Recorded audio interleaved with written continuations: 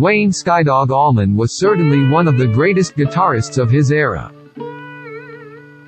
Born Howard Duane Allman in Nashville on November 20, 1946, he was also a very respected session musician. Alongside his brother, Gregg Allman, he founded the classic band Allman Brothers Band in Jacksonville, Florida in 1969. As session musician both before and during his tenure with the band, Duane Allman performed with such established stars as King Curtis, Aretha Franklin, Herbie Mann, Wilson Pickett, and Boz Scaggs. Duane Allman's skills as a guitarist were complemented by personal qualities such as his intensity, drive and ability to draw the best out of others in making music.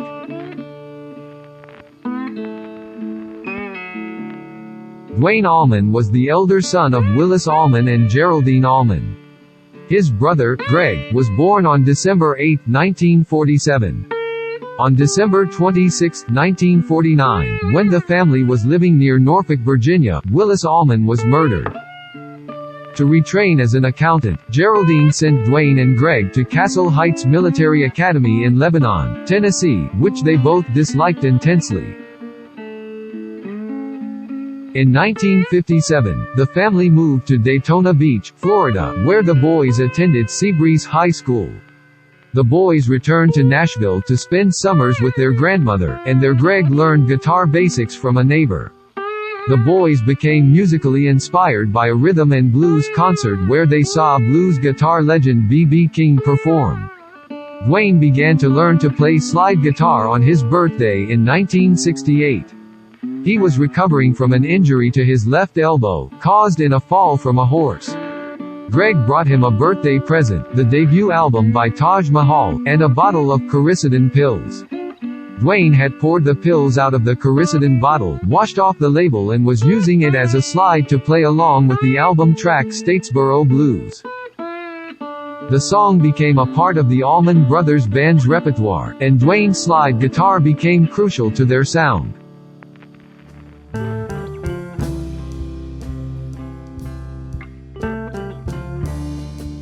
The Allman Brothers Band went on to become one of the most influential rock groups of the 1970s.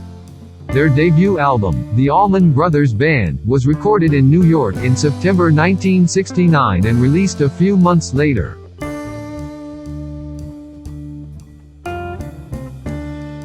After a concert in Miami, watched by Eric Clapton, Duane Allman was invited to the studio. According to Clapton, they were inseparable during those recording sessions. Allman and Clapton jammed all night, finding they had a deep and instinctive rapport. Eric played the Fender parts and Duane played the Gibson parts. They had the track for Layla. Duane came in and added 5 notes to that and set fire to the whole thing. Duane participated in the recording of most of the album's tracks, contributing some of his best-known work. He never left the Allman Brothers Band, though, despite being offered a permanent position with Clapton. The Allman Brothers went on to record at Fillmore East in March 1971. Meanwhile, Duane continued contributing session work to other artists' albums whenever he could. Allman was well known for his melodic, extended and attention-holding guitar solos. As Allman's distinctive electric bottleneck sound began to mature, it evolved into the musical voice of what would come to be known as Southern rock, being picked up by other slide guitarists.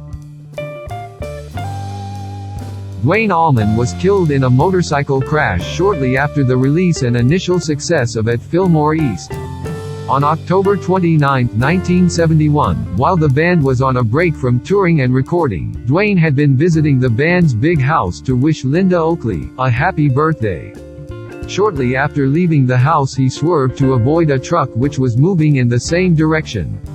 The cycle skidded and turned over, apparently pinning Allman underneath as it traveled another 50 feet.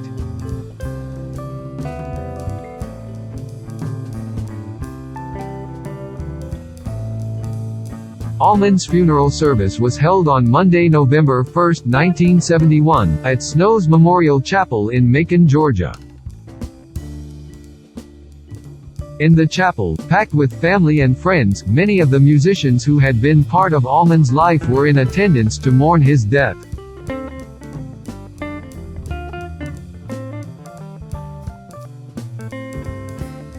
After Allman's funeral and some weeks of mourning, the 5 surviving members of the Allman Brothers Band carried on, resuming live performances and finishing the recording work interrupted by Allman's death. They named their next album Eat a Peach. Released as a double album in February 1972, it contains a side of live and studio tracks with Duane, 2 sides of Mountain Jam, recorded with Allman at the same time as At Fillmore East in March, and a side of tracks by the surviving 5 members of the band. Duane Allman is well remembered by his slide guitar technique and creative improvisation skills. He was only 24 years old, but more than anyone else, he was responsible for the musical revolution in the South.